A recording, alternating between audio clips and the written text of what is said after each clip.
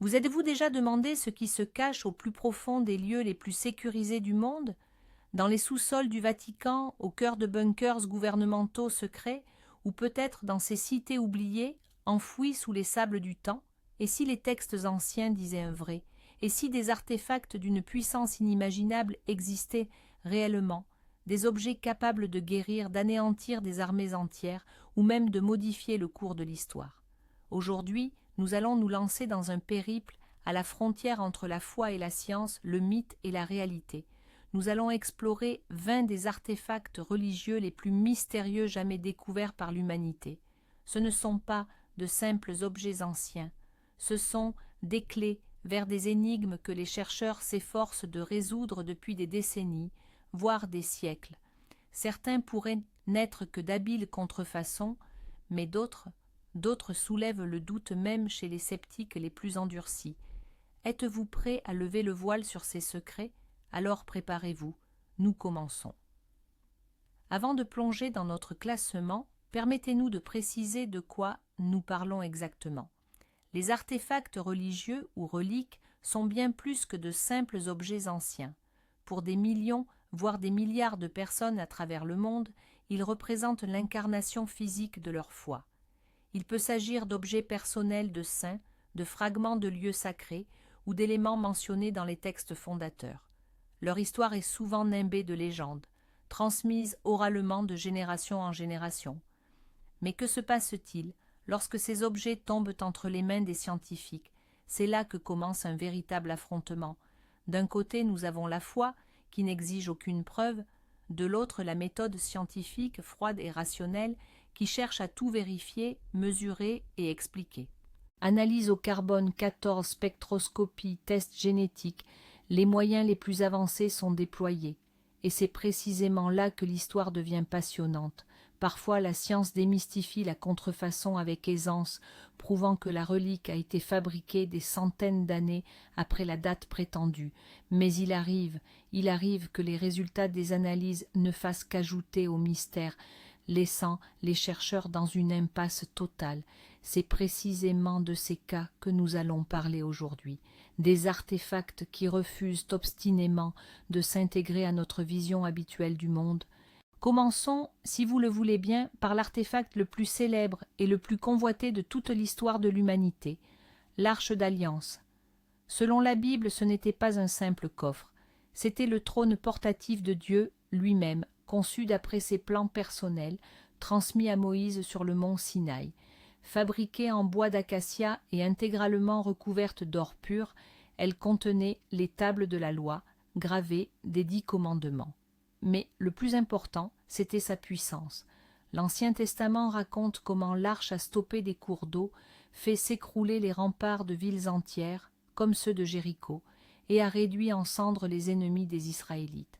Le simple fait pour un non-initié de la toucher était puni de mort instantanée. Imaginez un objet qui soit à la fois un moyen de communication avec une puissance supérieure et une arme de destruction massive. Ça ressemble à de la science-fiction, n'est-ce pas? L'arche était l'élément central du temple de Jérusalem, érigé par le roi Salomon. Elle résidait dans l'endroit le plus sacré, le Saint des Saints, un lieu où seul le grand prêtre était autorisé à pénétrer, et ce, une seule fois par an. Mais en 587 avant notre ère, Nabuchodonosor, le roi de Babylone, s'empare et détruit Jérusalem. Et c'est à partir de cet instant que la trace de l'arche se perd. Elle a tout simplement disparu. Qu'est-ce qui lui est arrivé? Les versions sont nombreuses et plus invraisemblables les unes que les autres. Selon l'une d'elles, l'arche aurait été cachée par le prophète Jérémie dans une grotte du mont Nebo, juste avant l'invasion babylonienne. Une autre version affirme qu'elle a été emmenée en Éthiopie et qu'elle serait aujourd'hui conservée dans une chapelle spéciale à Aksum. Elle y serait gardée par un unique moine qui y dévoue toute sa vie et ne quitte jamais son poste. Personne d'autre n'a le droit de la voir. Il existe aussi des théories plus exotiques. Certains chercheurs, en analysant les descriptions bibliques, suggèrent que l'Arche d'Alliance aurait pu être une sorte de condensateur électrique d'une puissance colossale, capable d'accumuler l'électricité statique du désert. Le revêtement d'or et l'isolation en bois d'acacia rendraient cette théorie techniquement plausible. La mort par simple contact, un résultat classique d'électrocution à haute tension, le nuage lumineux au-dessus de l'arche, peut-être une ionisation de l'air. D'autres vont encore plus loin et voient dans l'arche un dispositif d'origine extraterrestre, une source d'énergie ou un outil de communication laissé par nos créateurs. Les recherches de l'arche ont duré des siècles. Templiers, nazis, archéologues aventuriers, tous rêvaient de la retrouver. Mais jusqu'à présent, c'est en vain.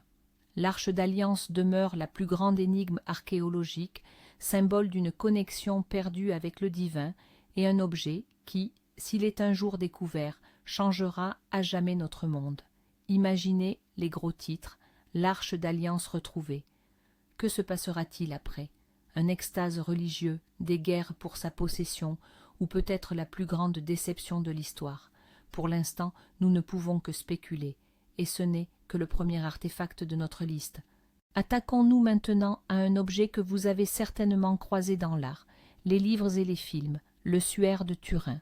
C'est une pièce de lin de 4 mètres de long, sur laquelle se dessine, à peine visible, l'image négative d'un homme de haute stature portant des traces de blessures correspondant aux descriptions évangéliques de la crucifixion de Jésus-Christ. Pour des millions de croyants, ce n'est pas qu'un simple tissu, c'est le linceul funéraire dans lequel le corps du Christ fut enveloppé après sa descente de croix et sur lequel son visage se serait miraculeusement imprimé. Pour les sceptiques, c'est une contrefaçon médiévale géniale. Où se situe la vérité? Examinons les faits. L'histoire du suaire est documentée depuis le milieu du XIVe siècle, au moment de son apparition en France. Déjà à cette époque, son authenticité suscitait des doutes. Mais l'intérêt a explosé en 1898 quand Secondo Pilla, photographe amateur, a pris les premiers clichés de la relique. En développant les plaques, il fut stupéfait. Sur le négatif, l'image apparaissait comme un positif, avec une clarté et un volume incroyables. Cela signifiait que l'image sur le tissu était elle-même un négatif photographique parfait, créé des centaines d'années avant l'invention de la photographie. Comment est-ce possible? Depuis lors, le suaire a été étudié sous toutes les coutures. En 1978, un groupe de scientifiques américains du projet STURP a obtenu un accès sans précédent à la relique. Pendant 5 jours, 24 heures sur 24, ils l'ont bombardé de rayons X, d'ultraviolets, d'infrarouges et ont prélevé des échantillons. Leurs conclusions ont stupéfié le monde. Premièrement, ce n'est pas une peinture. Le tissu ne présente aucune trace de peinture, de pigment ou de coup de pinceau. L'image est formée par l'assombrissement superficiel des fibres de lin les plus externes, sur une profondeur de quelques microns seulement. Créer un tel effet avec les techniques médiévales connues est impossible. Deuxièmement, des traces de véritable sang humain ont été trouvées sur le tissu, du groupe AB, rare en Europe mais courant au Moyen-Orient. Les taches de sang sont apparues sur le tissu avant la formation de l'image corporelle, ce qui est logique si le tissu a été en contact avec un corps blessé. Troisièmement, les scientifiques de la NASA qui ont travaillé sur les images ont découvert qu'elles contenaient des informations tridimensionnelles codées. À l'aide d'un analyseur spécial, ils ont pu construire un modèle corporel en volume, ce qui est impossible à réaliser avec une photo ou une peinture ordinaire. Il semblait que les preuves du miracle étaient là. Mais en 1988, le coup de tonnerre a éclaté. Le Vatican a autorisé une datation au carbone 14. 3 laboratoires indépendants à Oxford, Zurich et Arizona ont reçu de petits fragments de tissu. Leur verdict fut unanime et choquant. Le suaire aurait été fabriqué entre 1260 et 1390. Autrement dit, c'était un faux médiéval. L'affaire est-elle close? Loin de là. Les partisans de l'authenticité ont immédiatement pointé du doigt de nombreuses incohérences. L'échantillon pour l'analyse avait été prélevé sur le bord du suaire, une zone qui avait été réparée à plusieurs reprises après des incendies. Il est possible que les scientifiques n'aient pas analysé le tissu original, mais un raccommodage médiéval. De plus, les méthodes de nettoyage des échantillons auraient pu fausser le résultat. Et la question principale est restée sans réponse. Si c'est un faux, comment diable a-t-il été fabriqué? Personne n'a jamais réussi à reproduire une copie exacte du suaire avec toutes ses propriétés uniques. Les théories sont nombreuses, de l'empreinte d'un bas-relief chauffé à la protophotographie utilisant une chambre noire, mais aucune d'entre elles n'explique l'ensemble des phénomènes. Le suaire de Turin est une énigme parfaite. Il semble avoir été délibérément conçu pour maintenir cet équilibre constant. Chaque argument pour l'authenticité trouve son contre-argument contre.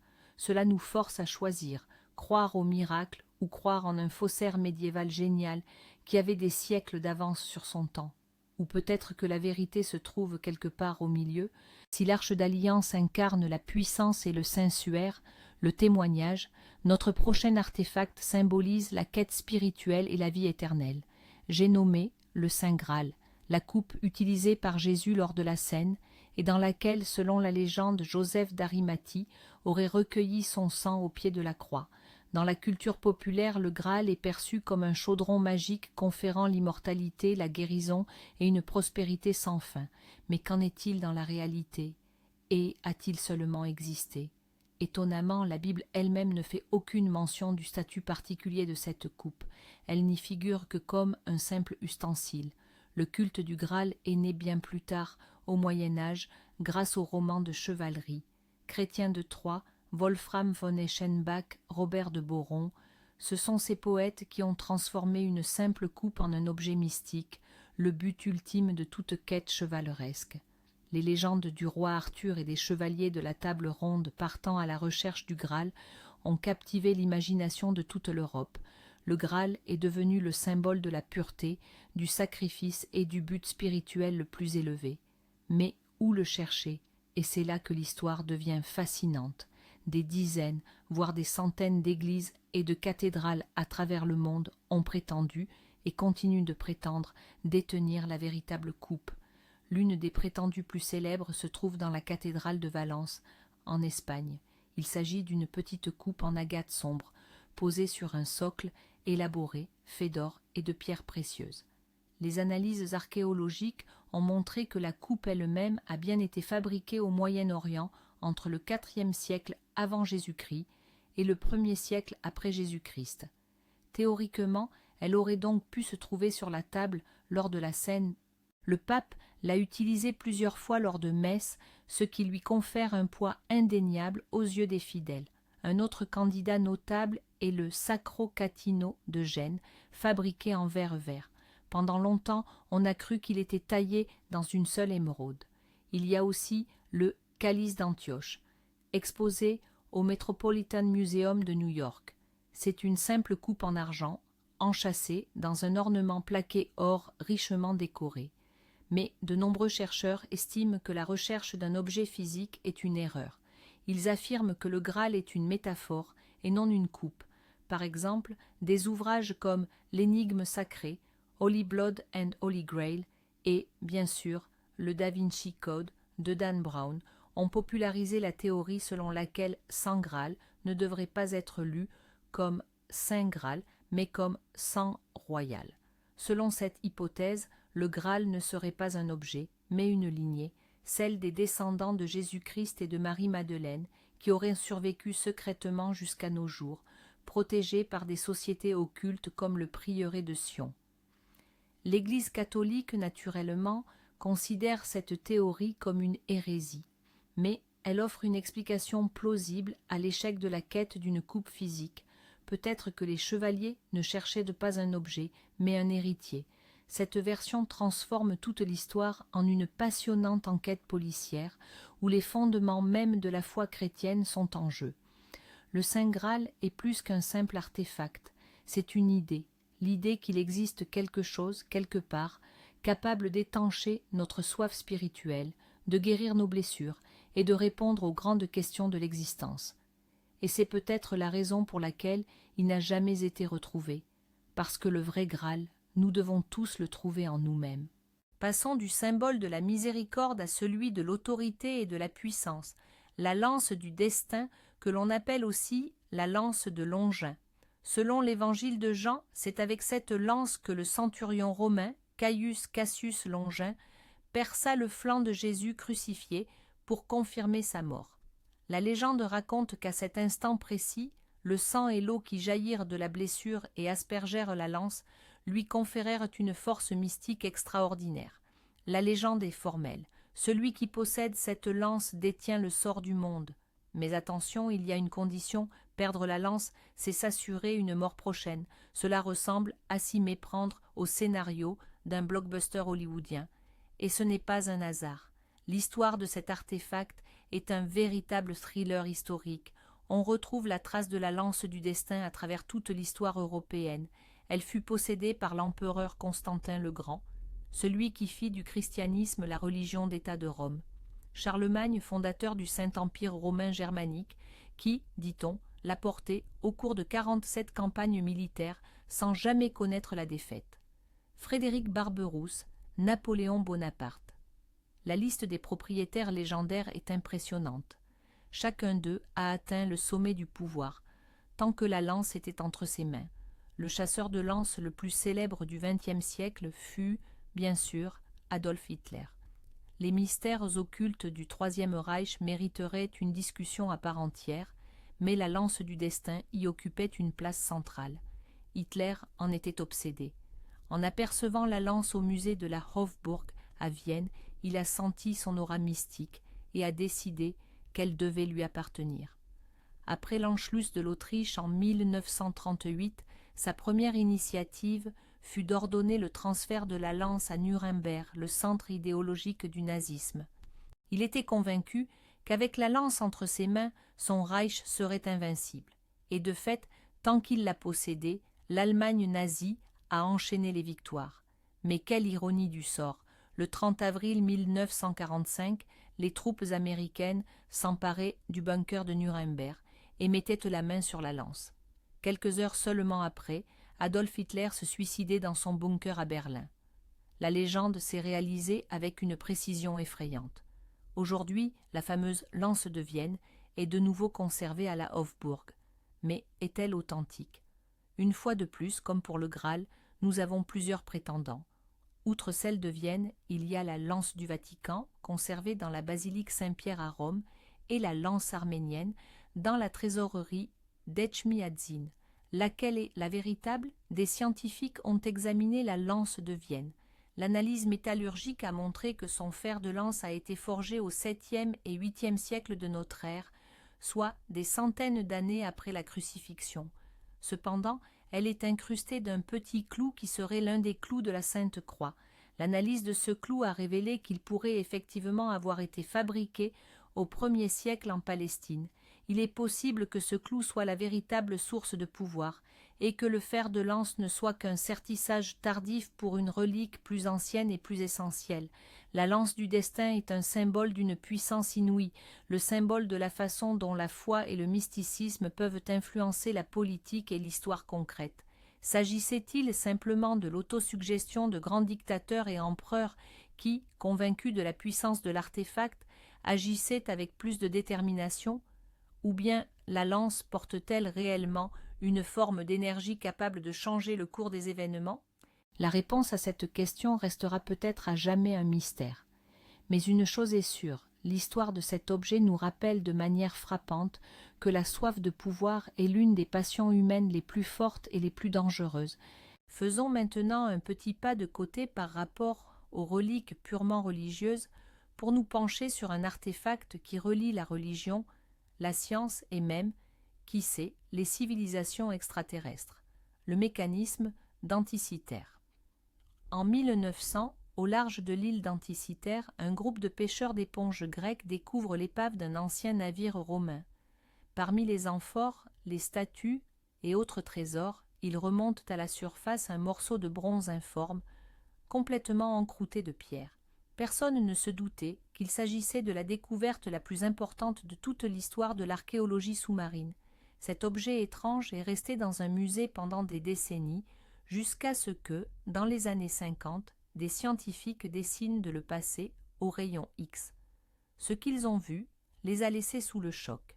À l'intérieur se trouvait un système extrêmement complexe composé de dizaines de rouages, de cadrans et d'aiguilles en bronze. Après des années de travail minutieux, y compris l'utilisation des tomodensitomètres les plus modernes, il fut possible de reconstituer sa fonction. Le mécanisme denticitaire s'est révélé être un ancien ordinateur analogique, et pas n'importe quel ordinateur, un calculateur astronomique d'une complexité ahurissante. Il pouvait calculer la position du Soleil, de la Lune et des 5 planètes connues à l'époque pour n'importe quelle date donnée. Il prédisait les phases lunaires, les éclipses solaires et lunaires, et même la date de tenue des Jeux olympiques. La complexité du mécanisme était tout simplement hors norme pour son époque. Il utilisait notamment un engrenage différentiel, une technologie que l'on pensait n'avoir été inventée qu'au XVIe siècle. La précision de ses calculs était stupéfiante. Le mécanisme est daté d'environ le IIe siècle avant notre ère. Cela signifie que 1500 ans avant Copernic et Galilée, les Grecs anciens savaient non seulement que la Terre tournait autour du Soleil, mais ils pouvaient en plus modéliser ce mouvement à l'aide d'un dispositif mécanique. Le niveau de technologie démontré dans cet appareil n'a été dépassé en Europe qu'à l'époque de la Renaissance. La question principale se pose alors: d'où vient cette technologie? D'où les Grecs anciens ont-ils tiré de telles connaissances et un tel savoir-faire? Les documents historiques décrivant la création de dispositifs similaires ont pratiquement disparu. C'est comme trouver un avion à réaction dans la tombe de Toutankhamon. Ce mécanisme n'aurait tout simplement pas dû exister à cette époque. Quel rapport cela a-t-il avec la religion, me demanderez-vous? Un rapport très direct. Dans le monde antique, l'astronomie et la religion étaient inextricablement liées. Le mouvement des corps célestes était considéré comme une manifestation de la volonté divine. La capacité de prédire les éclipses ou la position des planètes donnait aux prêtres un pouvoir immense. Ils pouvaient déclarer la volonté des dieux, fixer les dates des rituels et des fêtes. Le mécanisme denticitaire n'était pas un simple instrument scientifique. C'était un outil pour communiquer avec les dieux, pour comprendre l'ordre cosmique qu'ils avaient établi. Il permettait d'entrevoir l'avenir, de prédire les présages. Il était peut-être situé dans un temple et utilisé par les prêtres pour asseoir leur puissance. Mais il existe des théories encore plus audacieuses. Certains chercheurs estiment que de telles connaissances n'auraient pas pu naître sur Terre spontanément. Ils voient dans le mécanisme denticitaire la preuve d'un paléocontact, la visite de représentants d'une civilisation plus avancée qui auraient partagé une partie de leur technologie avec l'humanité. Le mécanisme aurait pu être un cadeau ou une copie d'un dispositif extraterrestre réalisé à partir de plans laissés sur place. Cette théorie a beau paraître fantastique, elle explique élégamment l'énorme fossé technologique. Le mécanisme denticitaire est un véritable défi à notre compréhension de l'histoire. Il prouve que le passé était bien plus complexe et avancé technologiquement que nous ne l'imaginons.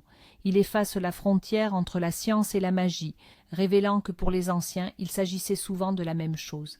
C'est une fenêtre sur un monde de savoir perdu, un monde où l'homme pouvait tenir entre ses mains le modèle de l'univers et se sentir l'égal des dieux. Quittons les mécanismes célestes de la Grèce antique pour nous transporter au cœur du monde islamique, à la Mecque. C'est là, dans la cour intérieure de la mosquée Al-Haram, que se dresse la principale sainte relique de l'islam, la Kaaba, cette structure cubique vers laquelle les musulmans du monde entier dirigent leurs prières. Et dans l'angle est de la Kaaba est enchâssé un objet enveloppé d'un mystère encore plus profond, la pierre noire ou Al-Hajar Al-Aswad. Pour les musulmans, ce n'est pas qu'une simple pierre. Selon la tradition islamique, elle aurait été descendue du paradis pour Adam et Ève. Initialement d'une blancheur éclatante, plus blanche que le lait, elle aurait noirci au fil du temps, absorbant les péchés de l'humanité. Le prophète Mohammed a joué un rôle clé dans son histoire, l'installant à son emplacement actuel lors de la reconstruction de la Kaaba. Durant le Hajj, le pèlerinage annuel, les fidèles s'efforcent d'accomplir 7 circumambulations autour de la Kaaba et, si possible, d'embrasser ou du moins de toucher la pierre noire. Ce rituel symbolise le renouvellement de l'alliance avec Dieu. Mais qu'est-ce que cette pierre représente d'un point de vue scientifique? Et c'est là que les choses deviennent fascinantes, car personne ne le sait avec certitude. Une étude scientifique complète de la pierre est impossible pour des raisons religieuses. Elle est considérée comme trop sacrée pour permettre aux chercheurs d'en détacher le moindre fragment à des fins d'analyse. Tout ce que nous savons repose sur l'inspection visuelle, les descriptions historiques et les données indirectes. La pierre, de forme ovale, mesure environ 30 cm de diamètre. Elle a été polie par des millions de contacts. En réalité, ce n'est pas un monolithe, mais un ensemble de fragments, maintenus ensemble et enchâssés dans une monture d'argent. Ceci est le résultat de dommages qu'elle a subis au cours de son histoire mouvementée. Elle fut volée, brisée et a souffert des incendies. La principale énigme demeure son origine. De quel type de roche s'agit-il?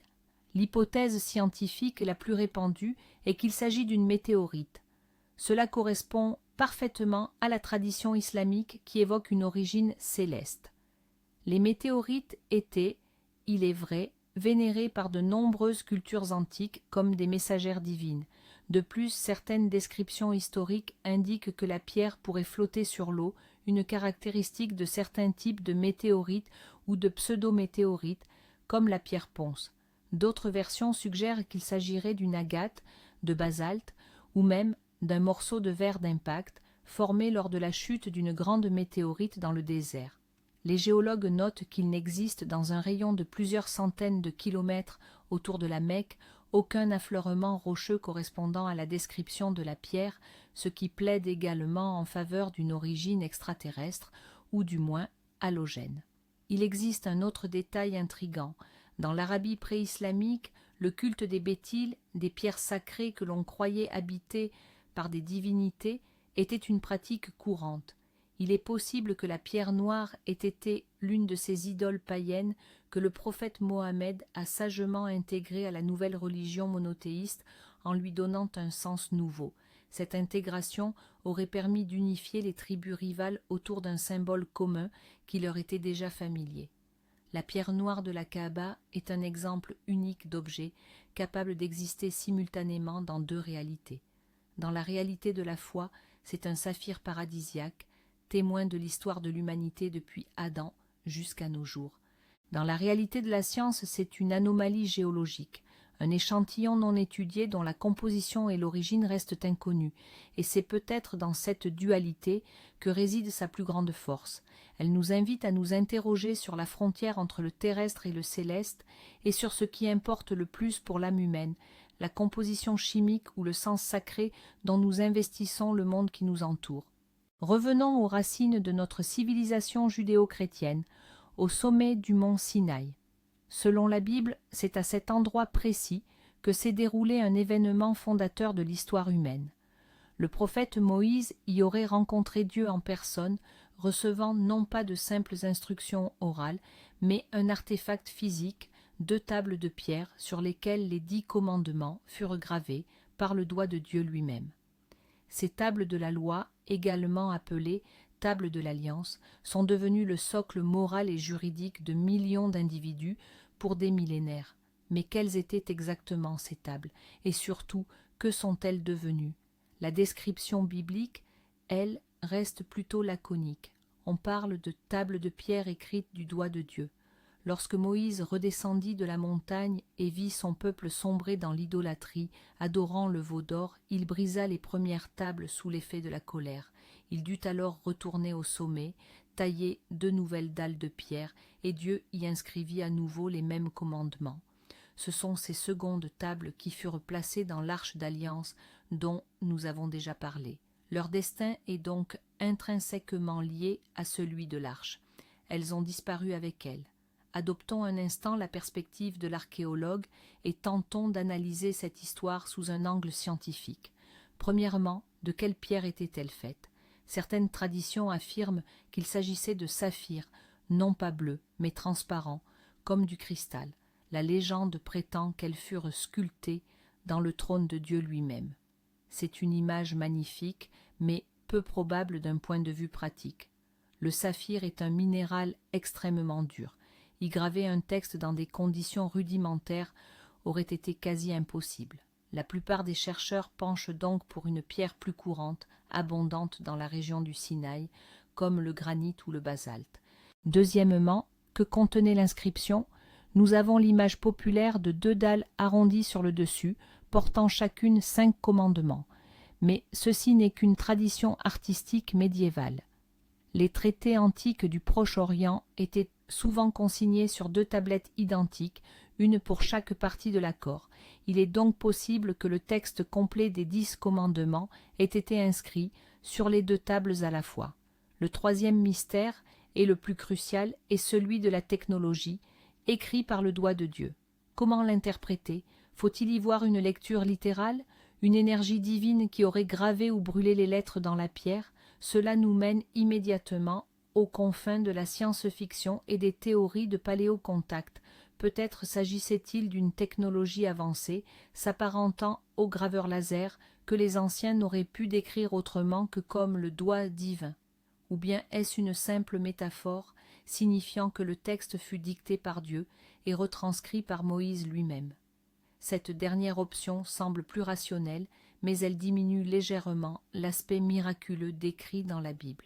Les recherches pour retrouver les tables, tout comme celles pour l'arche, se poursuivent. Si elles étaient découvertes, ce serait la plus grande trouvaille archéologique de tous les temps. L'analyse du matériau ou l'étude du style d'écriture pourrait fournir des réponses cruciales sur les origines de la Bible et l'histoire ancienne d'Israël, mais il est fort probable que les tables de l'Alliance demeurent à jamais dans le domaine de la foi. Elles symbolisent l'alliance indestructible entre l'homme et une puissance supérieure, et contrairement à la pierre dont elles auraient été composées, cette alliance-là n'est pas si facile à briser.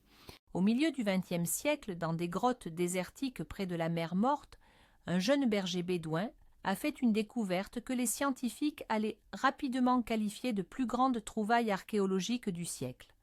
Par hasard, il est tombé sur des jarres d'argile contenant des centaines de rouleaux antiques. Ce sont les célèbres manuscrits de la mer Morte.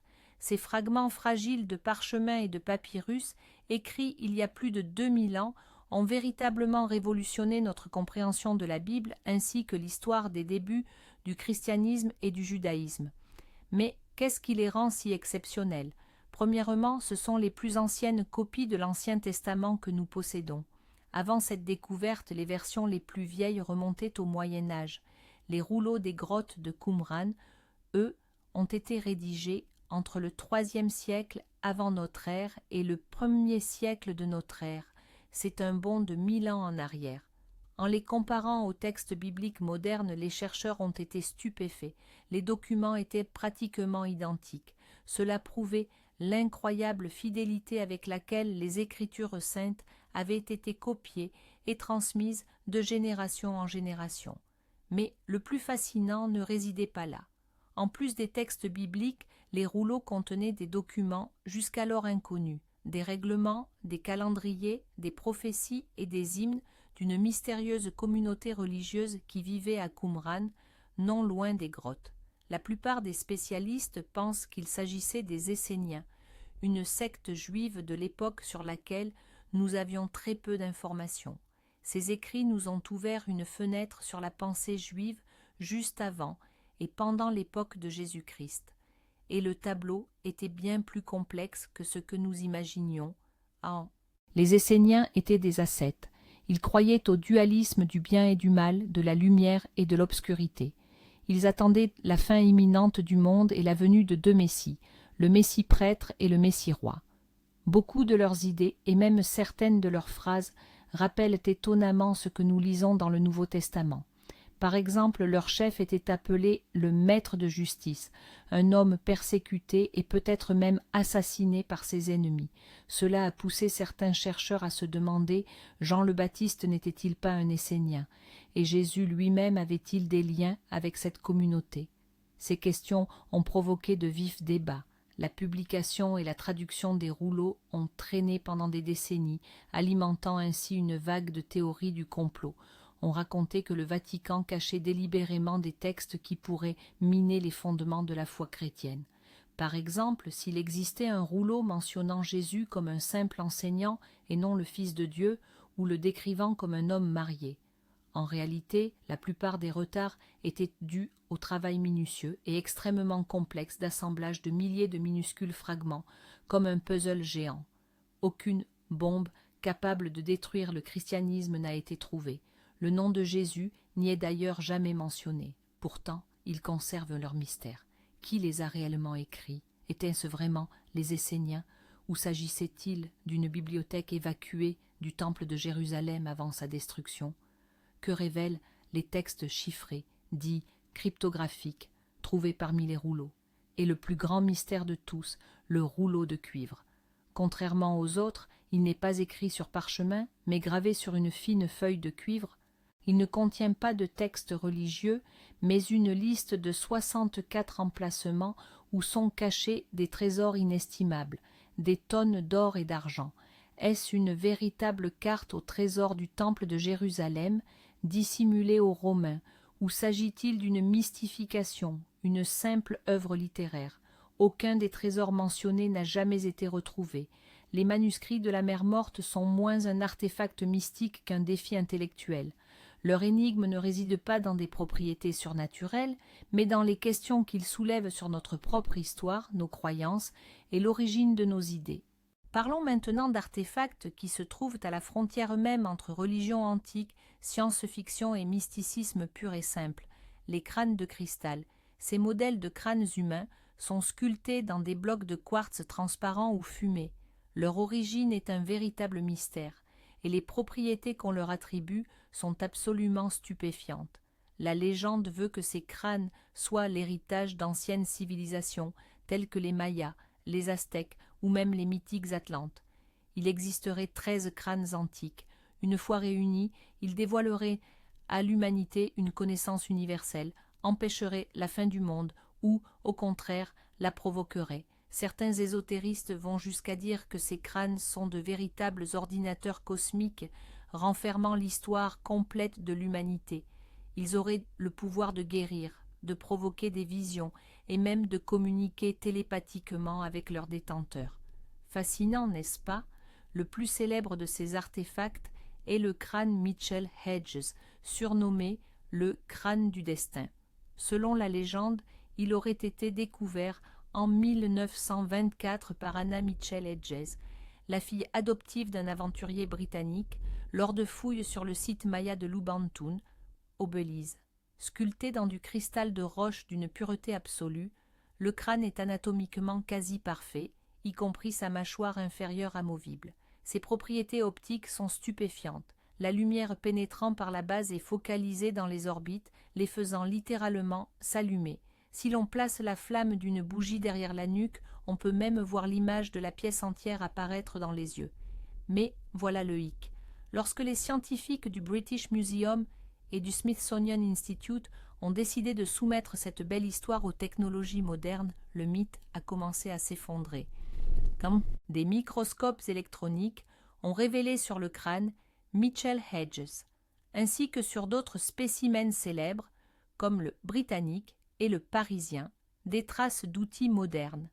Ces traces caractéristiques correspondent à l'utilisation de fraises rotatives à haute vitesse et de meules diamantées. Les Mayas et les Aztèques ne possédaient tout simplement pas ces techniques. En théorie, ils auraient pu sculpter de tels objets, mais cela aurait demandé des centaines d'années de polissage manuel ininterrompu au sable. De plus, les enquêtes de journalistes et d'historiens ont montré que l'histoire de la découverte a très probablement été inventée par Frederick Mitchell Hedges lui-même pour attirer l'attention. Il l'aurait vraisemblablement acheté aux enchères chez Sotheby's en 1943. L'artefact lui-même aurait été fabriqué en Europe au XIXe siècle, probablement en France ou en Allemagne, durant la période de l'engouement pour les antiquités précolombiennes. En d'autres termes, la plupart, si ce n'est la totalité, des grands crânes de cristal connus sont des contrefaçons du XIXe siècle. Cela signifie-t-il que toute la mystique qui les entoure n'est qu'une tromperie? Pas nécessairement. D'abord, le simple fait de créer des objets aussi parfaits, même au XIXe siècle, représente déjà un exploit remarquable d'orfèvrerie. Ensuite, même si ces crânes sont des faux, ils ont réussi à créer leur propre mythologie, devenant des symboles puissants pour le mouvement New Age. Des milliers de personnes croient en leur pouvoir, méditent avec eux et affirment en retirer énergie et savoir. C'est un exemple frappant de la façon dont un mythe moderne peut naître sous nos yeux. Un artefact n'a pas besoin d'être antique pour avoir du pouvoir. Parfois, sa force réside uniquement dans la foi et l'énergie que les gens y investissent. Les crânes de cristal sont une énigme moins archéologique que psychologique. Ils illustrent notre éternel besoin de mystère, notre quête de connaissances cachées, et cette foi tenace dans l'existence d'une clé capable de nous révéler tous les secrets de l'univers. Après avoir exploré les crânes mystiques du Nouveau Monde, revenons aux reliques les plus sacrées de la chrétienté. Après la crucifixion du Christ, de nombreux objets liés à sa passion sont devenus des sujets de vénération. Mais qu'y a-t-il de plus fondamental que la croix elle-même, celle sur laquelle il fut supplicié? Les fragments de la vraie croix sont sans doute les reliques les plus répandues et, paradoxalement, les plus controversées du monde chrétien. L'histoire de leur découverte tient de la légende. Au IVe siècle de notre ère, Hélène, la mère de l'empereur romain Constantin le Grand, se rendit en pèlerinage à Jérusalem malgré son âge avancé. Sur son ordre, des fouilles furent menées sur le Golgotha, lieu présumé de la crucifixion. Les ouvriers trouvèrent 3 croix. Afin d'identifier la vraie croix, l'évêque Macaire de Jérusalem suggéra de présenter chacune d'elles à une femme malade. 2 des croix n'eurent aucun effet, mais la 3e la guérit instantanément. C'est ainsi, selon la tradition, que la vraie croix fut retrouvée. Hélène laissa une partie de la croix à Jérusalem et envoya l'autre, ainsi que les clous de la crucifixion, à son fils à Constantinople. C'est à partir de ce moment que débute l'étonnante histoire de la multiplication de la relique. Des fragments de la croix devinrent le don le plus précieux que les empereurs et les patriarches pouvaient offrir aux souverains étrangers ou aux monastères influents. Durant les croisades, les chevaliers ramenèrent en Europe une quantité phénoménale d'éclats et de fragments qui se répandirent dans les cathédrales et les églises, et c'est là qu'un problème se posa. Au XVIe siècle, à l'époque de la Réforme, des critiques virulents de l'Église catholique, tels que Jean Calvin, firent remarquer avec ironie que si l'on rassemblait tous les fragments de la croix, on pourrait en construire un navire entier. Cet argument est devenu un classique contre le culte des reliques que les protestants considéraient comme de l'idolâtrie et de la fraude. Y a-t-il vraiment tant de fragments? Au XIXe siècle, un érudit français, Charles Rohaut de Fleury, décida de vérifier cette affirmation. Il entreprit un travail colossal, cataloguer et calculer le volume total de tous les fragments de la vraie croix connus dans le monde à cette époque. Le résultat fut stupéfiant. Ces calculs révélèrent que le volume total de tous ces fragments s'élevait à seulement 4000 cm3 environ. Or, le volume d'une croix capable de supporter un homme devait être d'au moins 178 000 cm3. Autrement dit, l'ensemble des reliques connues ne représente qu'une infime fraction d'une seule et unique croix. Cela ne prouve certes pas leur authenticité, mais cela démonte l'argument principal des sceptiques. Mais comment vérifier si elles sont authentiques?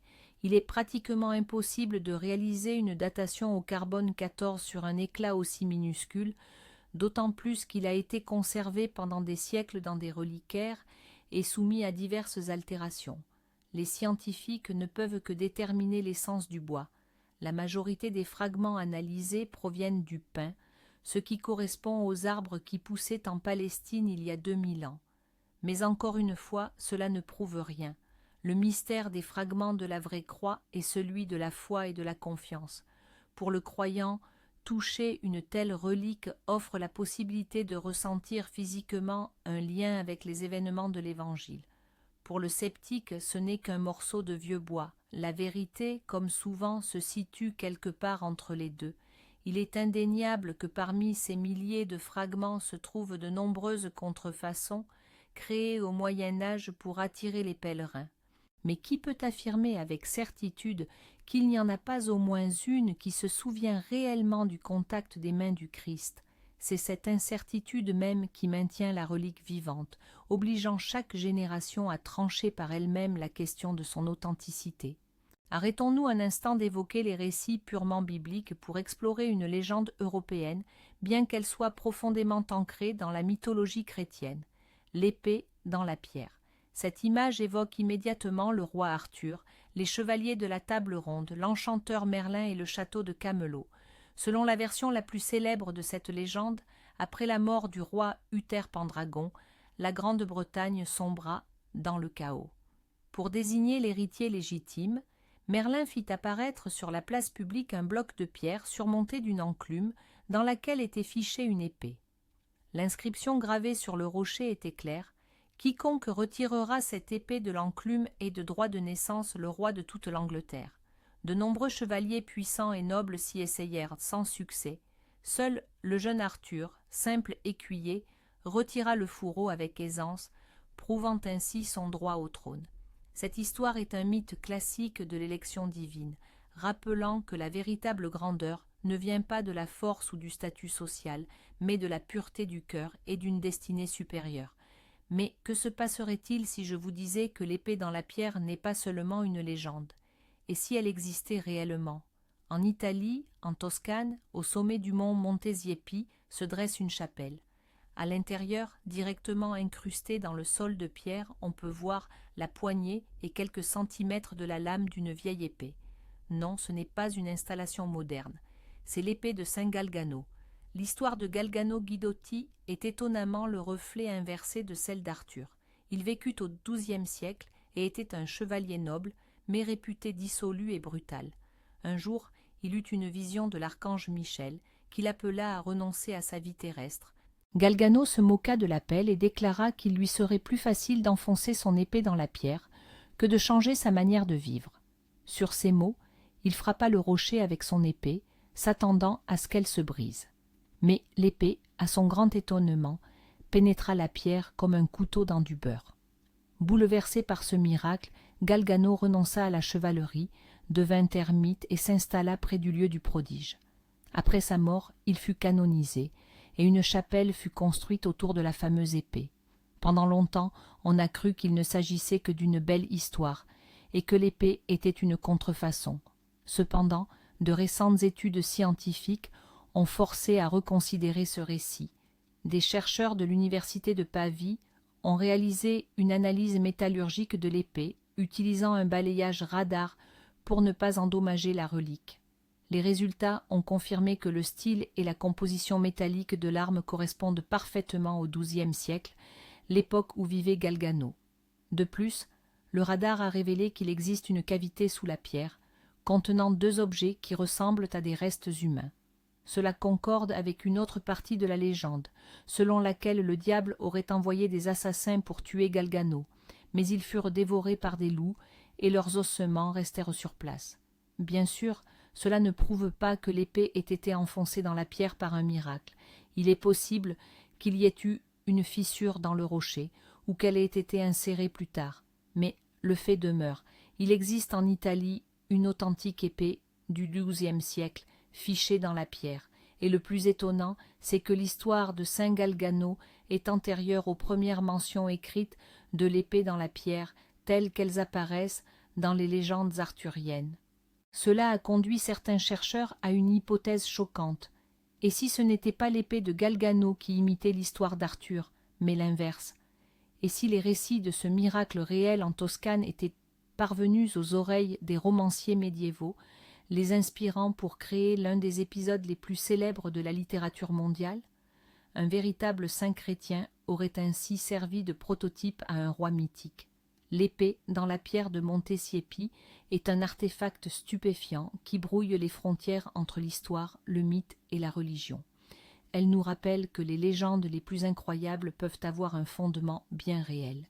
Nous avons déjà parlé du suaire de Turin, ce linceul funéraire qui porte l'empreinte du corps du Christ.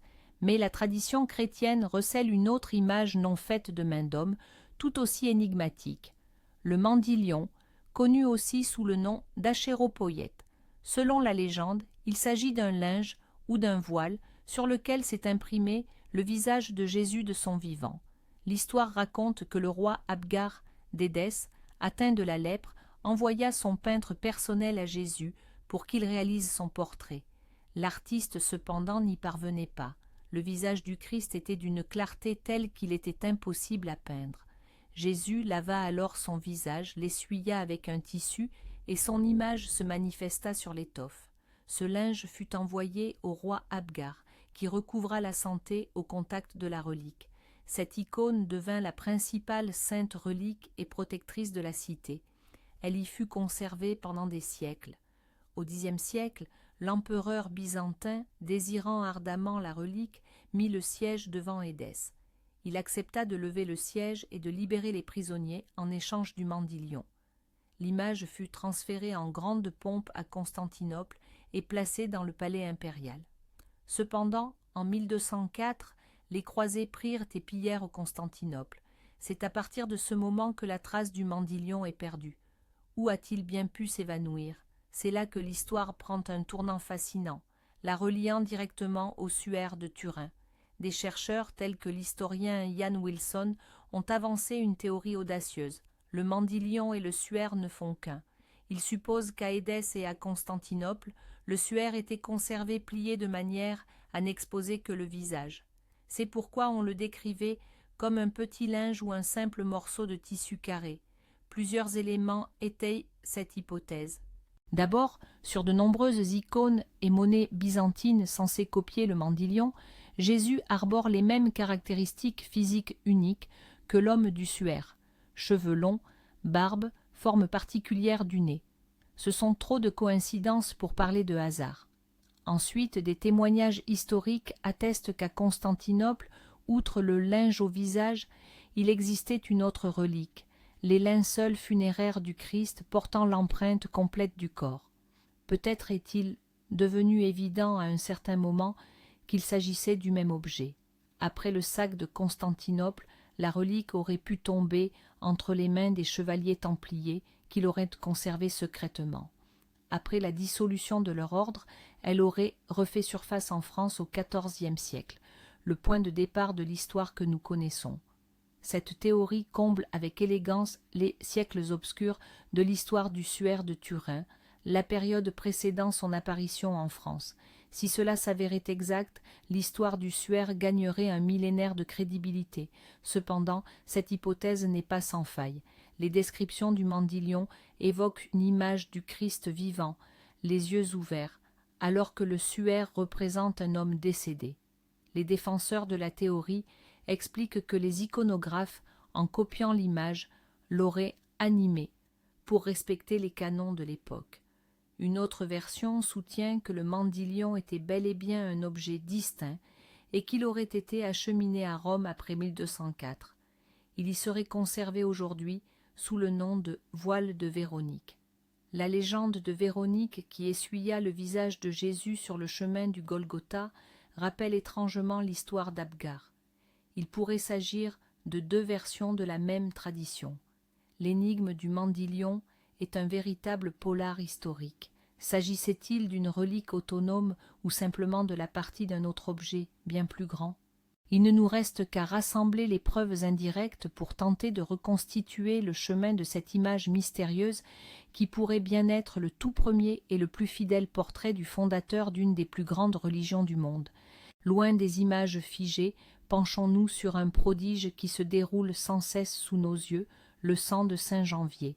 Janvier, évêque et martyr, a été exécuté en l'an 305 de notre ère lors des persécutions contre les chrétiens sous l'empereur Dioclétien. Il est le saint patron de Naples. Dans la cathédrale principale de cette ville est conservée sa relique la plus importante, 2 ampoules de verre contenant une substance desséchée de couleur brun foncé. On pense qu'il s'agit du sang du saint, recueilli par une femme pieuse après son martyre. Et 3 fois par an, en septembre, en mai et en décembre, se produit à Naples ce que les fidèles appellent le miracle de Saint Janvier. Durant une cérémonie solennelle, l'archevêque présente le reliquaire contenant les ampoules. Il le fait tourner et le secoue lentement, tandis que des milliers de fidèles, à l'intérieur de la cathédrale et sur la place, prient avec ferveur. Après un certain temps, qui peut varier de quelques minutes à quelques heures, voire parfois quelques jours, l'incroyable se produit. La masse desséchée à l'intérieur de l'ampoule se liquéfie, devient fluide, et sa couleur vire à un rouge écarlate éclatant. Parfois, elle semble même bouillir ou augmenter de volume. Ce phénomène se produit avec une régularité étonnante depuis plus de 600 ans. ayant été documentée pour la première fois en 1389. Pour les Napolitains, ce n'est pas qu'un simple rituel, c'est un présage. Si le miracle se produit rapidement, cela annonce une année prospère pour la ville et ses habitants. Si, au contraire, le sang ne se liquéfie pas, c'est considéré comme un mauvais signe, prédisant des catastrophes, éruption du Vésuve, épidémies, tremblements de terre ou guerre. Et, ce qui est frappant, l'histoire semble confirmer cette croyance. Le sang ne s'est pas liquéfié à la veille des grandes épidémies de peste, avant l'arrivée des troupes de Napoléon à Naples ou lors du début de la Seconde Guerre mondiale. Bien sûr, la science ne pouvait ignorer un tel phénomène. Quelle est donc cette substance dans les ampoules? L'Église n'autorise pas l'ouverture des ampoules ni la prise d'échantillons pour analyse, craignant d'endommager la relique. Toutes les recherches ont donc été menées à distance, principalement par spectroscopie.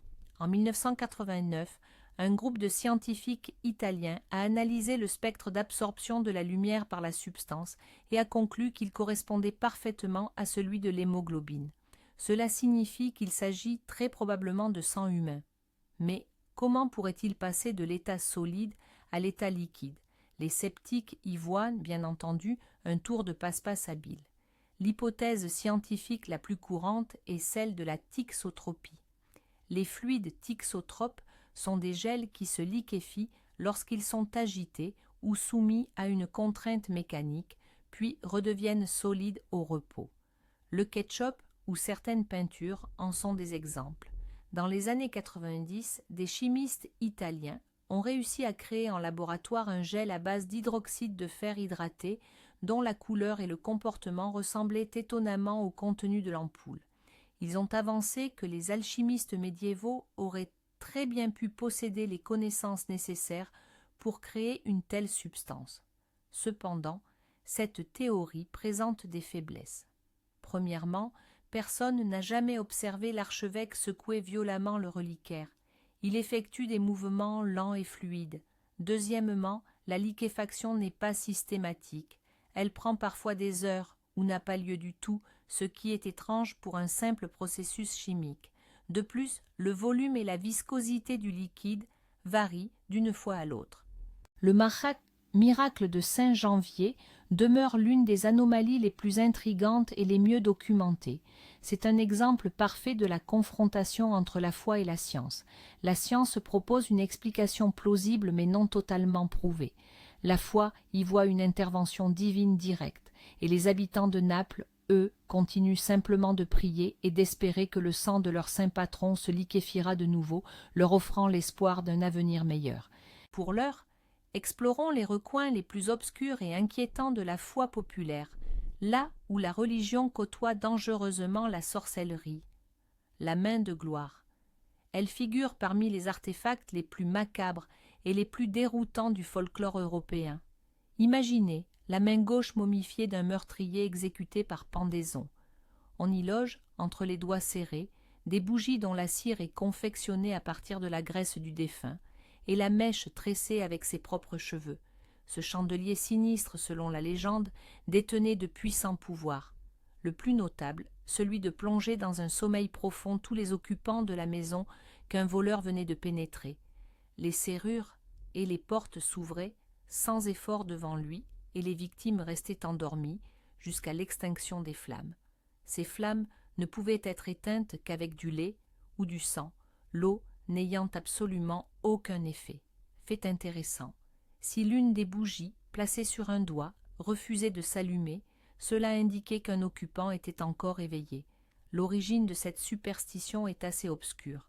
Le nom même de main de gloire est très certainement une corruption linguistique du français main de gloire, terme qui dérive, selon les historiens, de la mandragore.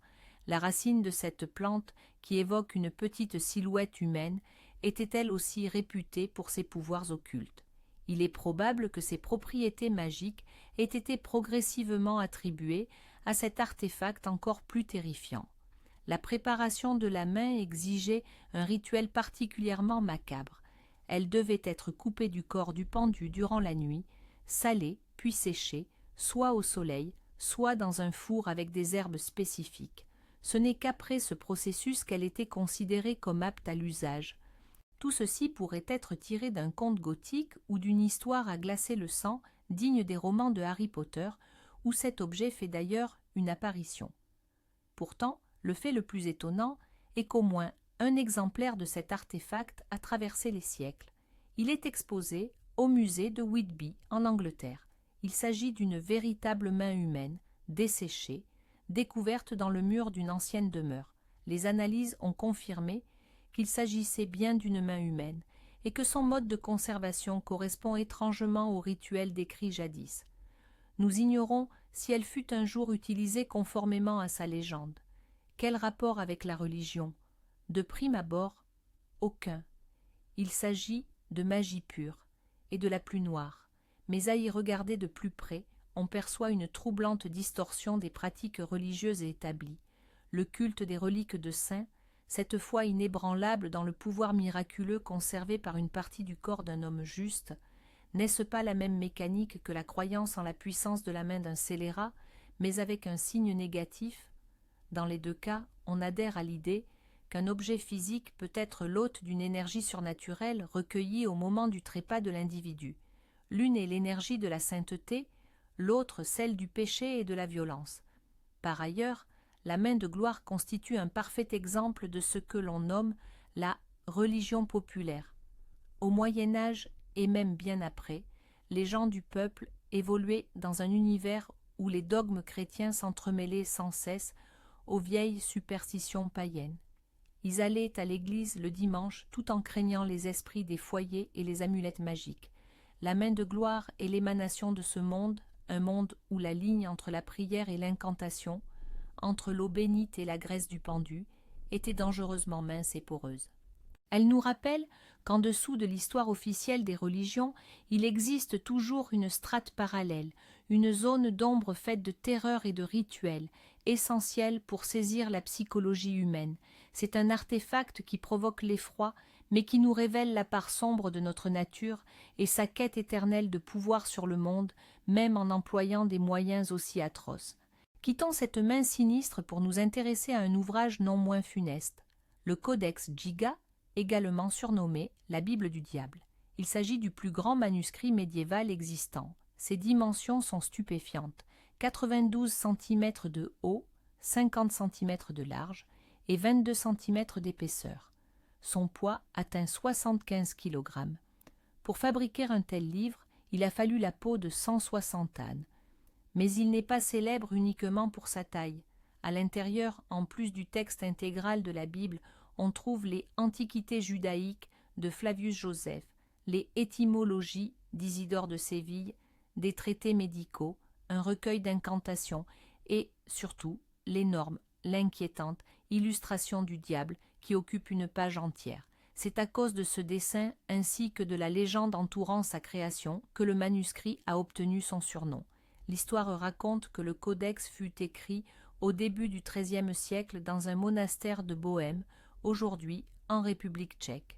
Un moine coupable d'un crime grave fut condamné à être emmuré vivant.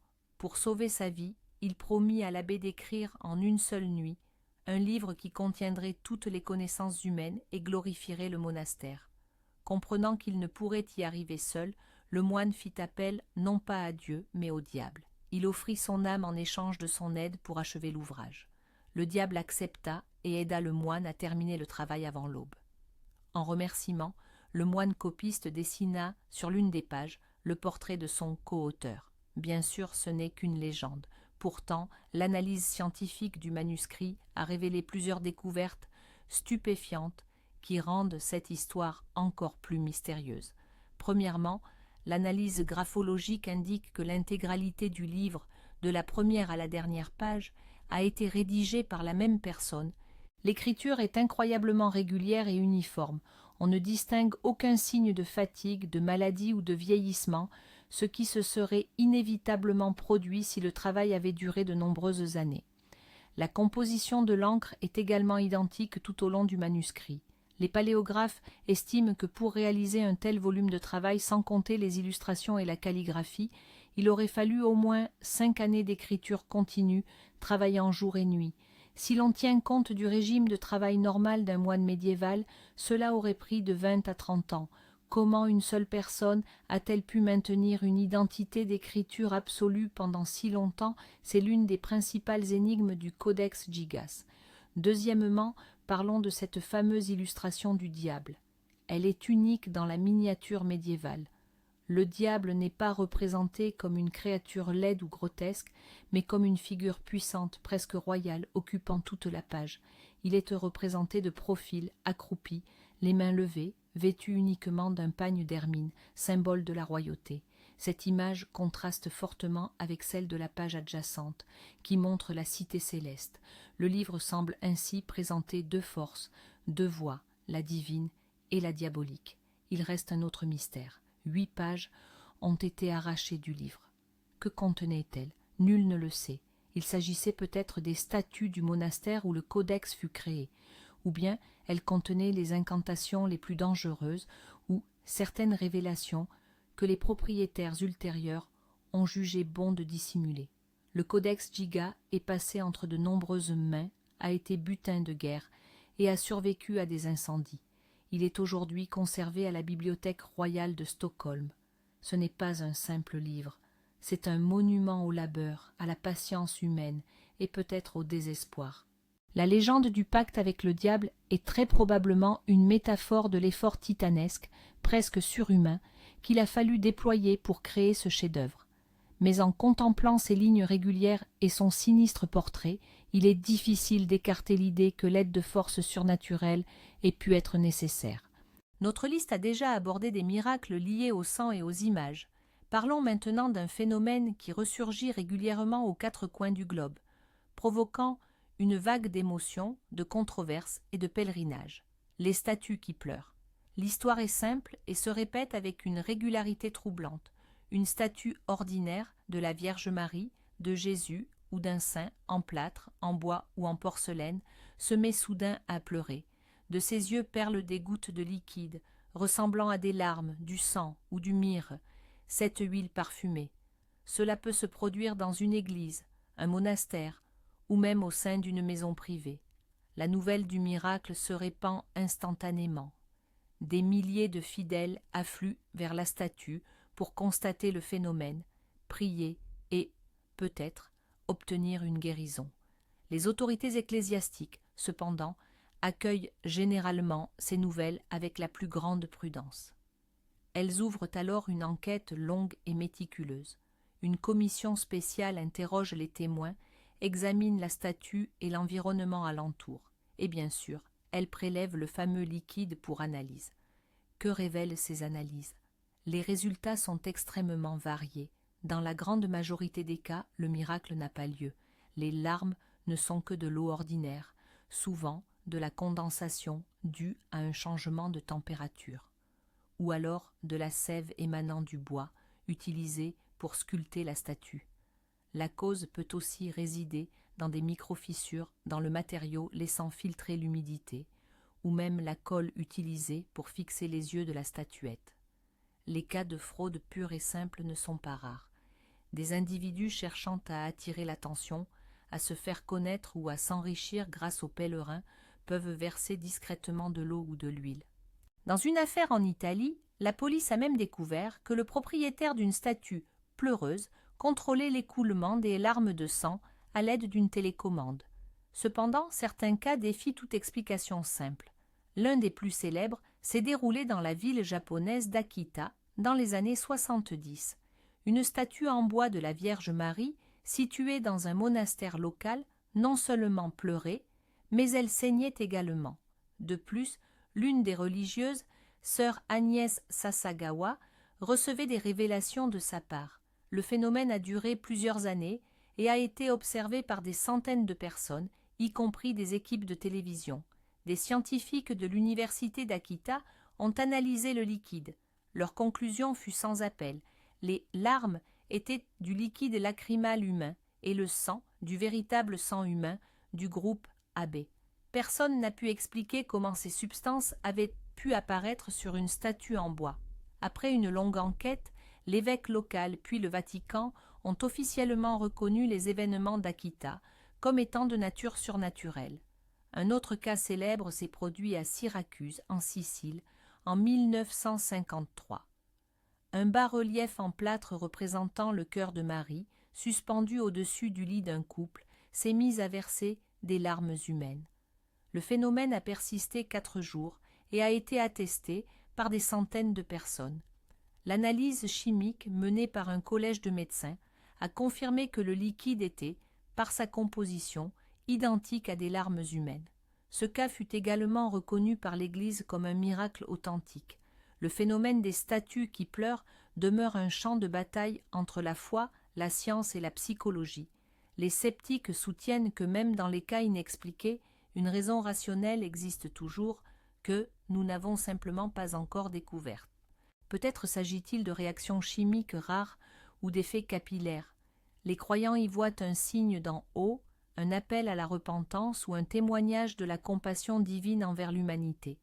Les psychologues évoquent quant à eux l'hystérie collective et le pouvoir de la suggestion, où les gens perçoivent ce qu'ils désirent ardemment voir.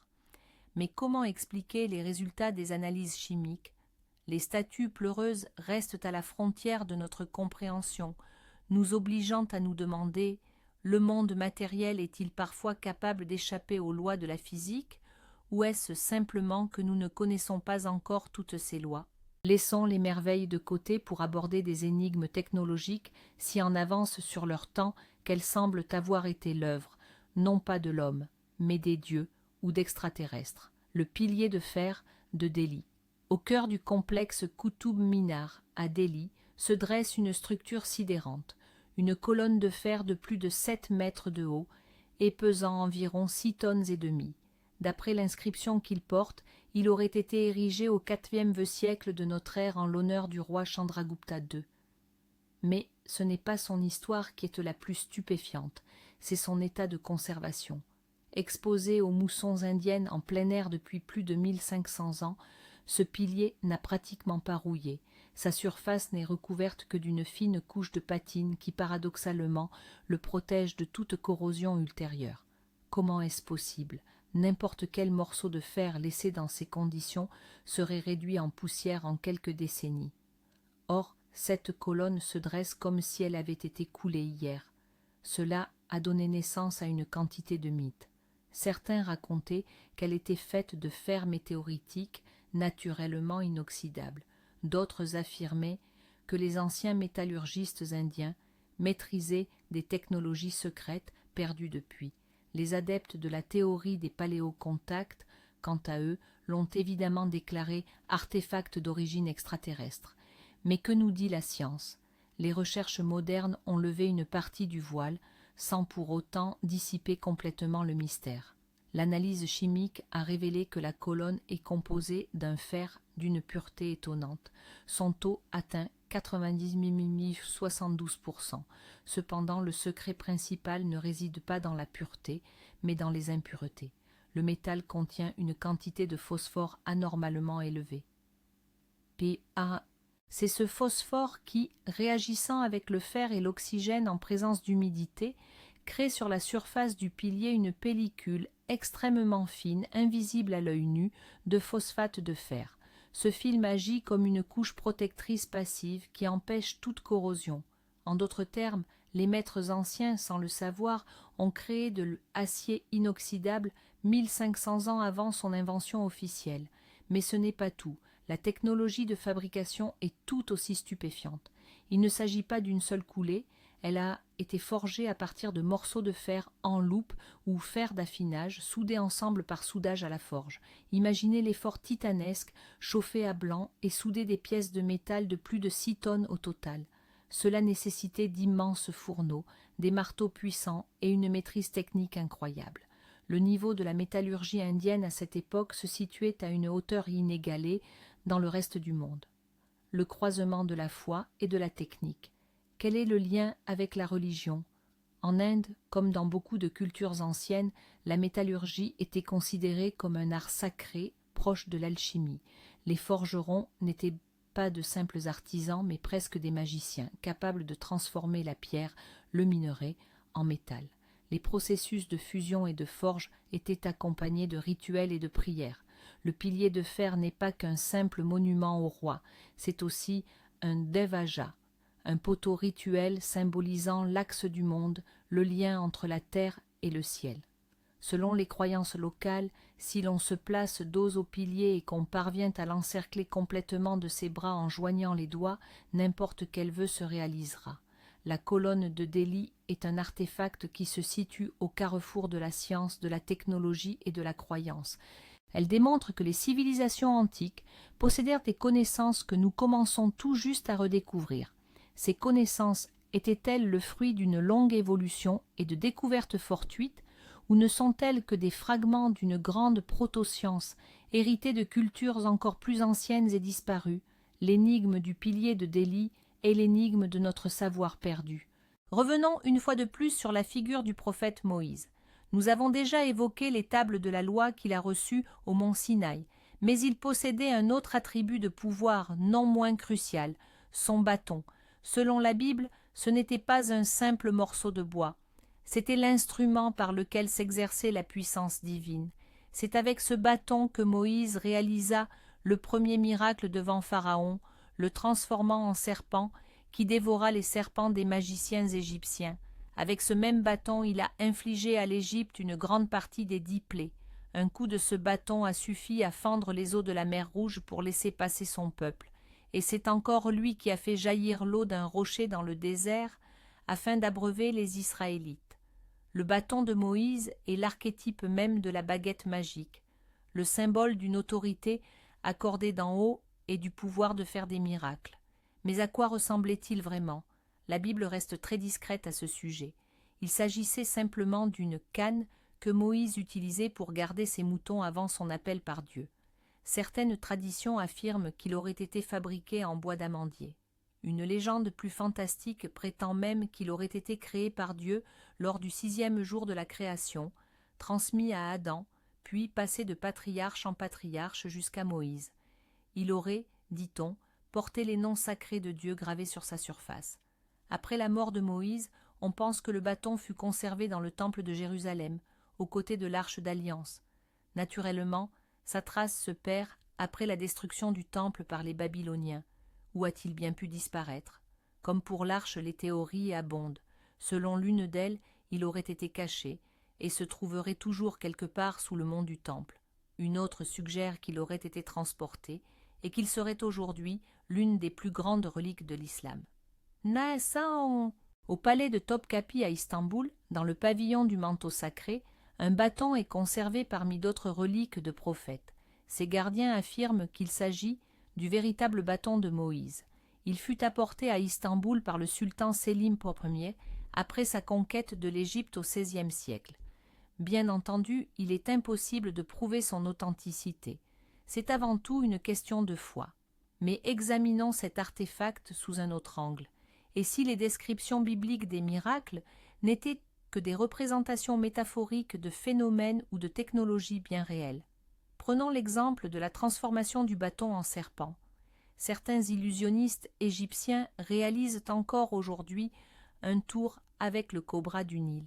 En appuyant sur un point précis de son cou, le serpent entre en catalepsie et devient rigide comme un morceau de bois.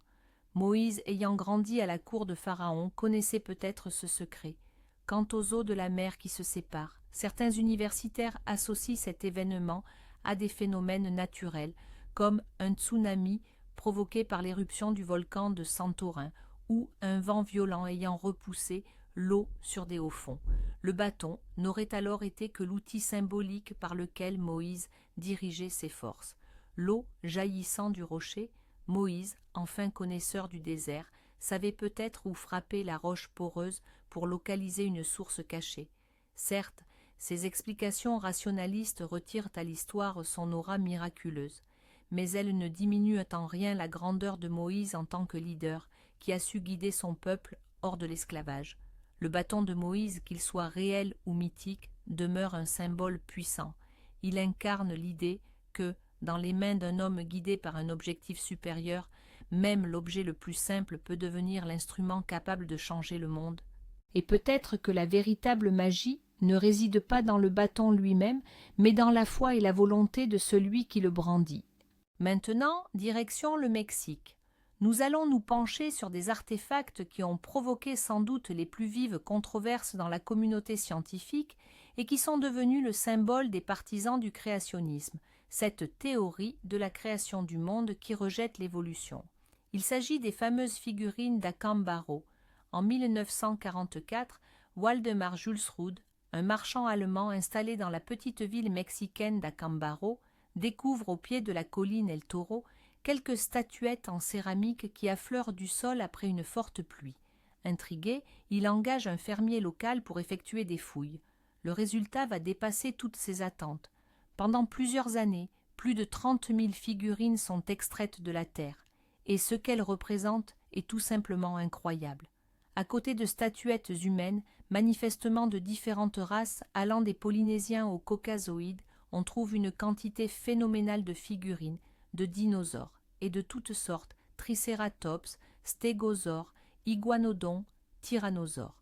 Le plus choquant, c'est le nombre de scènes représentant des interactions entre humains et dinosaures. Un homme à cheval sur un dinosaure, des scènes de chasse aux lézards géants, ou encore des gens jouant avec des bébés dinosaures. Si ces figurines sont authentiques, elles bouleversent totalement notre vision du monde. En effet, selon la science officielle, les dinosaures se sont éteints 65 millions d'années avant l'apparition de l'homme. La coexistence entre l'homme et le dinosaure est la pierre angulaire des théories créationnistes qui soutiennent que la Terre est beaucoup plus jeune et que tous les êtres vivants ont été créés simultanément. Les figurines d'Acambaro sont devenues pour eux un véritable cadeau, la preuve matérielle de leur thèse. Julsrud soutenait que ces figurines appartenaient à une culture précolombienne inconnue, vieille de milliers d'années, mais dès le début, la communauté scientifique a accueilli cette découverte avec un scepticisme colossal. Les archéologues qui ont visité le site ont souligné que les fouilles étaient menées de manière chaotique, sans aucune méthodologie scientifique. Les figurines étaient trouvées en parfait état, sans éclat ni rayures, ce qui est étrange pour une céramique antique. Elles n'avaient pas non plus cette patine caractéristique. Et surtout, rien de similaire n'avait jamais été trouvé ailleurs au Mexique. Dans les années 50 et 60, plusieurs tentatives de datation par carbone 14 et par thermoluminescence ont été menées. Les résultats se sont avérés contradictoires.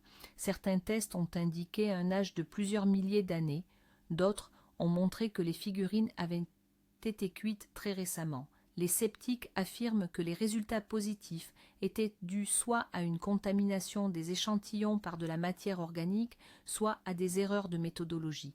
La plupart des archéologues s'accordent aujourd'hui à dire que les figurines d'Acambaro sont une gigantesque mystification.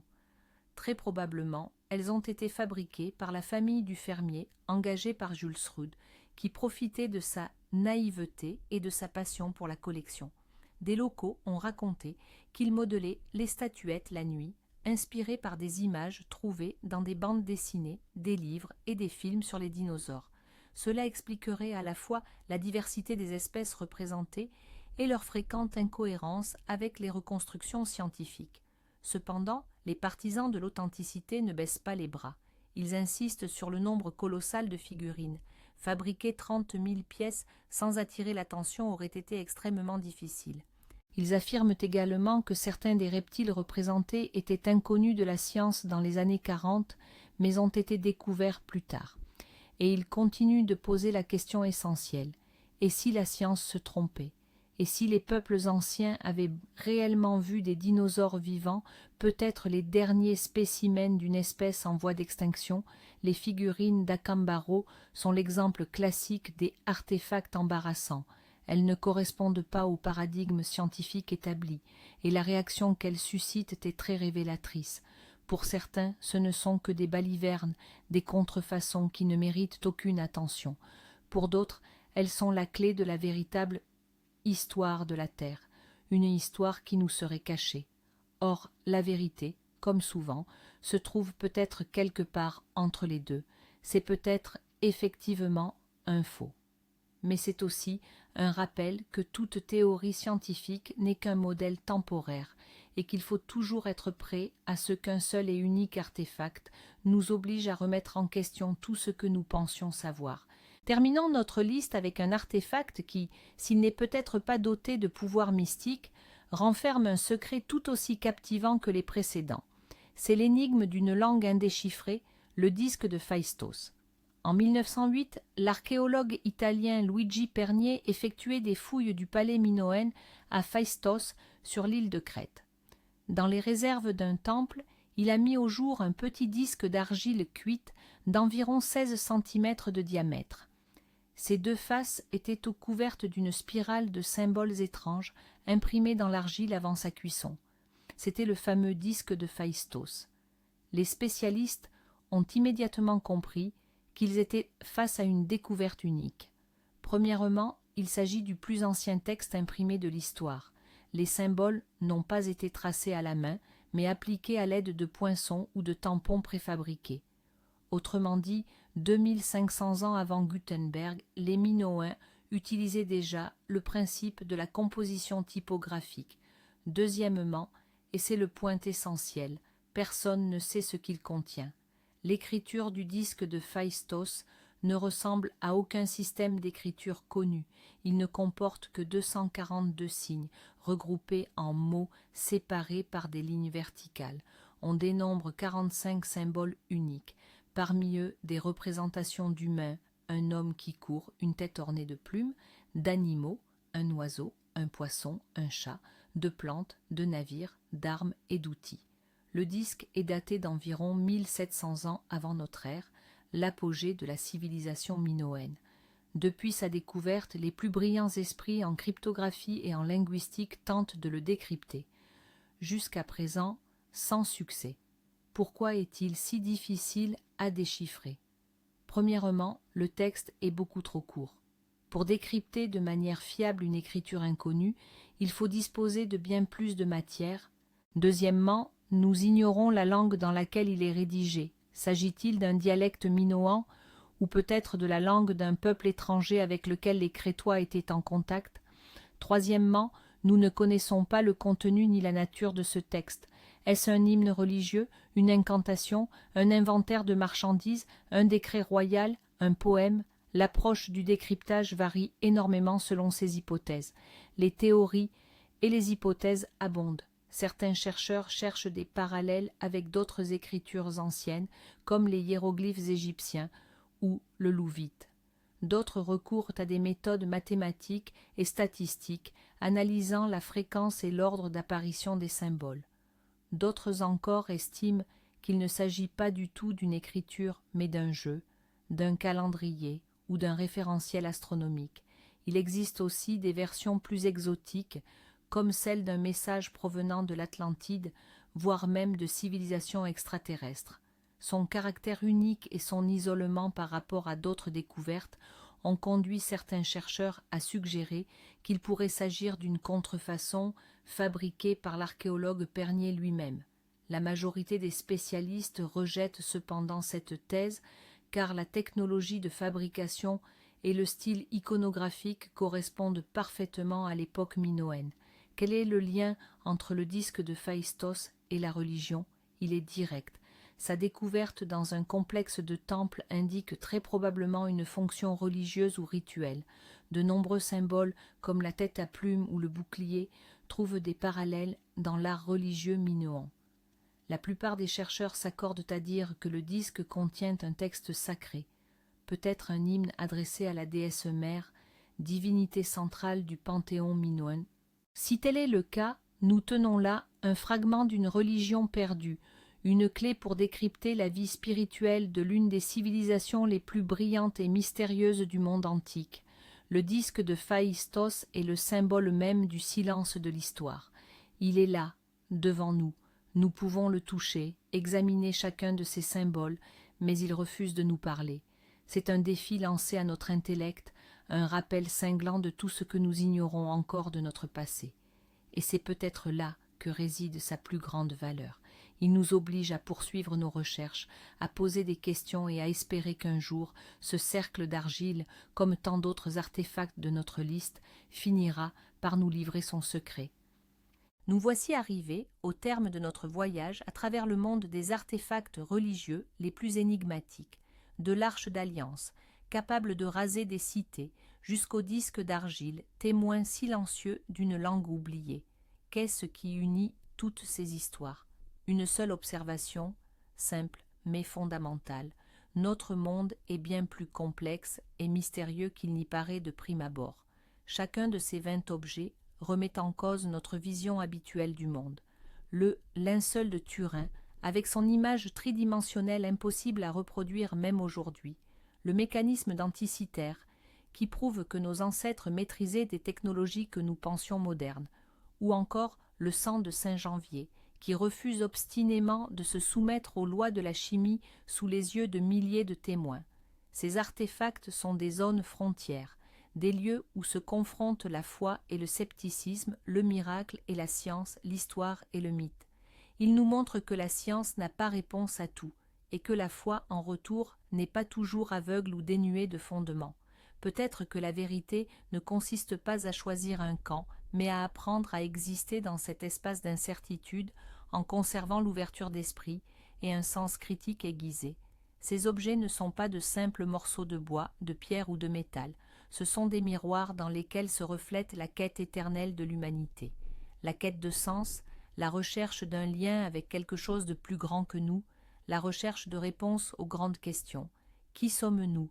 D'où venons-nous? Et où allons-nous? Merci d'avoir passé ce temps avec nous et de vous être plongé dans ces mystères fascinants. Si cette vidéo vous a plu, n'oubliez pas de mettre un pouce bleu, cela aide énormément notre chaîne. Et bien sûr, abonnez-vous pour ne manquer aucune de nos prochaines enquêtes captivantes. Et maintenant, voici la question principale que nous vous posons. Quel est l'artefact qui vous a le plus marqué? Et croyez-vous qu'il y ait derrière eux quelque chose de plus grand que de simples histoires et coïncidences? Partagez votre opinion dans les commentaires, nous serons ravis de vous lire. À très bientôt.